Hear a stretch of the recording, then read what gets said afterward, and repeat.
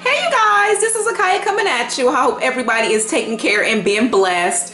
I wanted to come at you guys today, and you know I come with you all kind of videos. This time I'm going to come at you with a video for food. It's going to be me making my chicken nachos. I love these chicken nachos. The recipe that I got this from is actually one of my husband's cousin's girlfriend. I know that sounds crazy, but she gave me this recipe. She made it one time. I said, oh my god, you have to write it down, you have to give it to me, and that's what she did.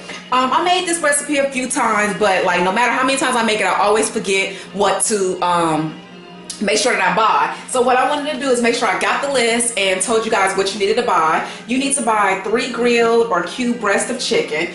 Instead of me doing that, what I like to do is just buy the chicken that's in the salad section. You know, like when you're making salads and the chicken strips, I'll buy those. I like to get 2 packs if you're making nachos because I like to have good amount of chicken. I mean, it's just enough because you know these packs don't really come with nothing in it. Or again, you could just buy the chicken, you can cut up yourself, it's up to you. What I also like to do, she said you can buy 1 pack of taco seasoning. I don't usually use this, but what you do is you use the taco seasoning when you heating up the actual chicken. That's just my oven heating up. But when you heat up the actual chicken, the thing is I don't use the taco seasoning, but you can. The reason why I don't use the taco seasoning because I like to use the chili powder. So you also need, I like salsa. I'm going to put the salsa once I get finished with it. I like to have sour cream. I get my sour cream like in the Mexican Latino section because the actual cream, sour cream tastes a lot better and it's more thicker. Try that one time. Another thing that I'll be putting on after it's completed, I kind of skipped around, but then I'll be putting some lettuce. It's good to have some lettuce after it's completed, and once your guest is going to eat it, this is the toppings that I like to be able to put on it. And I also like to, I think that's it. The rest of it, what I do is I put it inside of the actual mix. So what I'm going to do, I'm actually going to be baking this. I'm going to be putting the actual, what I like to do first is I like to use some, you can use whatever brand you like. I just like to use this, probably called Pam or whatever. I like to spray the bottom of the baking sheet. So you most definitely want to get a baking sheet. You know, you most definitely want to do that. Now what you can do, you can be able to get some nachos. You can use any type of tortilla chips, that you like. Sometimes I like to use the restaurant kind. Sometimes I like to use, it all depends on what I feel. So whatever kind you get is okay. Just lay it on the inside of the baking sheet. And you might as well go ahead and make extra because I'm telling you, everybody gonna love it. They most definitely gonna want some. So if you try to think of something to be able to take for your little holiday party, this is the business. I'm telling you, it's quick, it's easy. Even if you don't know how to cook, you can be able to do it. And I like to get good cheese, you guys. Make sure you get like some kind of cheese dip so you can be able to pour it over the chips while it's baking. I also like to get the shredded cheese too. I have the oven on 350.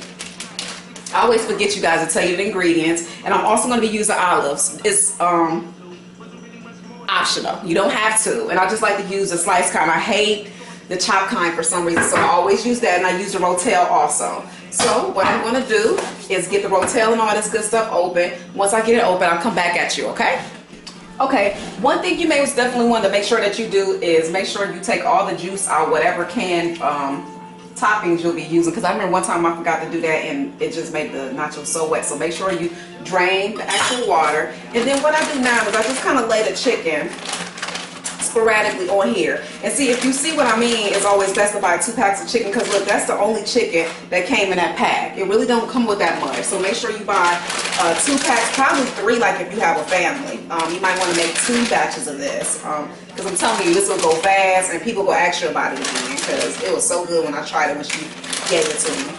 So just kind of sporadically put the chicken. And I don't cook the chicken, like I said, because this chicken really already cooked. The only thing that you have to do is just heat this up. So, but if you're making actual chicken and not buying a package, you do need to make the chicken. And when you make the chicken, you can add this mix. That's always a good thing because it tastes really, really good. Okay, so now what I'm going to do is I'm going to take the rotel mix. And I'm just going to kind of let sporadically. You can use your hands because I washed my hands. So make sure you using washed hands. And don't let that juice really get on there. You're really trying to get the actual rotel out. So just kind of sprinkle it around. Make sure you fill it all in. Okay. I'm going to wipe my hands. Okay, and now I'm going to use the olives and just sprinkle it on just like you just sprinkle everything else on. Make it nice and pretty. And if your family don't like olives, don't put olives, or maybe put olives on one side. You can put like some stuff on one side and one stuff on the other side, because everybody don't like the same thing, and that's okay, you know. So what I'm gonna do is I'm gonna go ahead and get the cheese is open, and then once I get the cheese open, I'll come back, because you know the cheese like is always the hardest thing to get open. So let me get it open and I'll be right.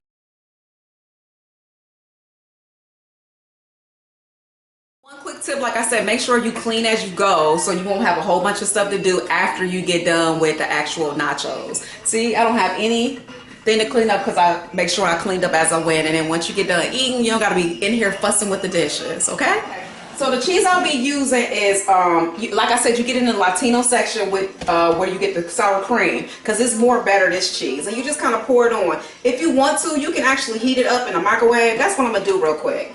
I'm gonna actually heat this up in a microwave because it pours more better. And just give it, like, zap it for about 15 seconds, that's all. While I'm doing that, I'm gonna go ahead and just put some of this cheese on top. And like I said, just sprinkle it on there. Don't get crazy with it, just kind of sprinkle it on there. And my husband actually asked for this by request. He was like, oh, make those nachos that you made at the party. So I'm telling you, people will love them. Okay, so my cheese is ready, and like I said, when you put it in the microwave, it makes it pour better. So just kind of just pour it on there, just sporadically, make it look really nice and pretty. And the longer you leave the cheese in the microwave, the more you're able to pour it better.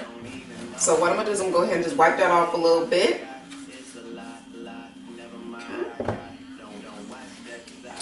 And what I'm gonna do is I'm gonna go ahead and get everything cleaned up, and I'll come back. The thing I wanted to let you see me do, I'm gonna be using the chili powder. Like I said, I didn't use a taco seasoning in the earlier segment, so I'm gonna just go ahead and use a chili thing.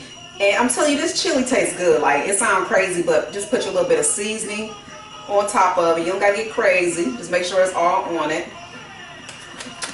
And again, like I said, make sure you have some good sour cream, you have some lettuce, you have some salsa, and the good thing about it, you got some chips left just in case, if they get finished with this soon, you still got at least some chips in your dip. Go ahead and heat that up, the cheese dip, and they can be able to just eat on that too, because I'm telling you, they're going to want more. So here's let's put her in there, she's trying to get out. Okay, here's the end product, and what I'm gonna do is I'm gonna take a picture of this also so you can be able to see it.